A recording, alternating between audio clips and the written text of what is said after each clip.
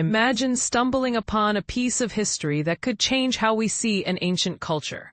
This is exactly what happened when a student uncovered a rare stone carving that might depict a human face from nearly 2,000 years ago. But here's where it gets controversial.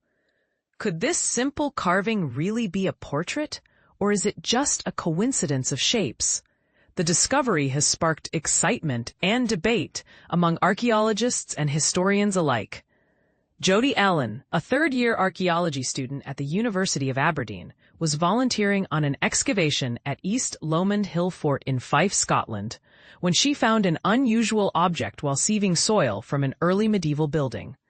At first glance, she thought it was just a piece of slag, waste material from metalworking. But upon closer inspection, she noticed something remarkable. The stone appeared to have 2 eyes and a nose carved into it, suggesting it might be a representation of a human face. East Lomond Hill Fort and its surrounding settlement are believed to be located in what was once the southernmost region of the Pictish kingdom. The Picts were a mysterious group who ruled much of what later became Scotland during the early medieval period. This find could shed new light on their culture and artistic expression. The excavation has been co-led for the past 4 years by Professor Gordon Noble from the University of Aberdeen and Joe Fitzpatrick of the Falkland Stewardship Trust. When Jody showed the stone to Professor Noble, his immediate reaction confirmed that this was no ordinary find. The carving, measuring about 10 to 12 centimeters, caught attention not only because of its size, but also due to its distinctive oxidized copper-green color. Jody shared her experience. "I honestly didn't realize I was holding something important at first, but the color and size made me take a second look. When I showed it to Professor Noble, his reaction told me it was something special, especially because it looked like a carved face." She had volunteered at the site to gain practical field experience during her summer break, never expecting to make such a significant discovery. Professor Noble explained that this carving is an early schematic depiction, featuring 2 eyes, a nose, and what seems to be a hairline at the top, while further analysis is needed. The carving bears resemblance to human faces found in early medieval manuscripts. This is particularly striking because representations of human faces from this era are incredibly rare. If confirmed, it might even be a rudimentary portrait of a local Pict who lived at East Lomond. The building where the stone was found appears to date from the final phase of activity in the Annex settlement, likely between the 5th and 7th centuries. This timing aligns with a period of significant cultural development among the Picts.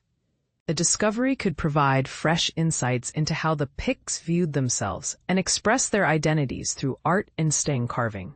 Interestingly, the face on the stone suggests that the Picts at East Lomond might have been creating more informal or personal carvings, possibly intended for family members living at the site, rather than the grand public displays seen on the famous Pictish symbol stones. This challenges some assumptions about Pictish art and raises questions about the diversity of their artistic practices. The team plans to conduct radiocarbon dating on the floor layers and settlement deposits associated with the building to better understand the carving's age and context. They will also compare the stone to other art historical examples to uncover more about its significance and the story it tells. Joe Fitzpatrick highlighted the richness of the site. There's an incredible depth of archaeology here, with hearths built upon hearths and buildings layered over one another. Everything points to this being a wealthy settlement connected to broader trade and cultural networks. We're also finding a surprising number of complete objects within the stone and turf buildings, which is quite unusual for the Pictish period. The ongoing work at East Lomond is featured in the history hit documentary Enemies of Rome: In Search of the Picts, bringing this fascinating chapter of history to a wider audience. So what do you think? Could this small carved stone really be a personal portrait from the Picts? Or is it just an intriguing coincidence? Does this discovery change how we understand Pictish art and identity? Share your thoughts and join the conversation. Sometimes, the smallest finds can spark the biggest debates.